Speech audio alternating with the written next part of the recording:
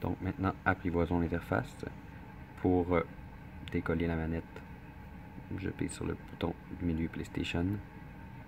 Et voilà, vous voyez, c'est configuré. Les bonnes manettes que je vous conseille, il y a les Rock Candy qui vont quand même bien. J'aime beaucoup les Afterglow qui vont énormément bien aussi et qui sont sans fil. Donc très avantageux. Pour maintenant apprivoiser un petit peu le menu, ici c'est souvent des petits menus. Si vous voulez vous brancher sur le sans fil, c'est ici que vous allez le faire. Vous allez pouvoir trouver des sans fil et vous allez pouvoir vous brancher sur le sans fil que vous avez chez vous. Ensuite,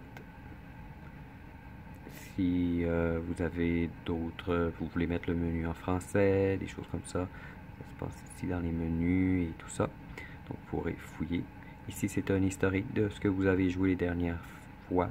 Là c'est sûr que moi j'ai testé beaucoup de jeux, donc c'est peut-être pour ça que votre menu est affiché.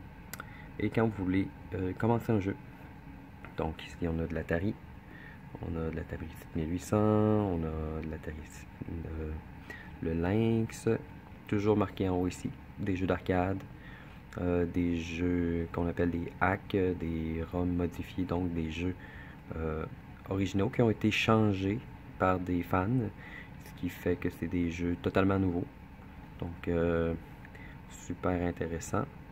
Des jeux de Famicom, des jeux de Game Boy Advance, Game Boy Color, Game Boy tout court, noir et blanc, Nintendo 64, Nintendo NES, après ça le Super NES, le Virtual Boy, le 32X, le Game Gear, le Master System, le Mega Drive, Genesis, PlayStation Portable et le PlayStation.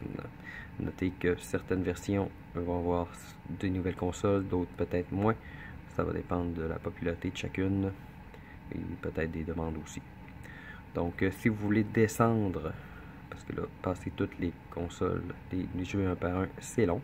Donc pour descendre plus vite, il y a les boutons, les shoulders et les R pour passer d'une lettre à l'autre.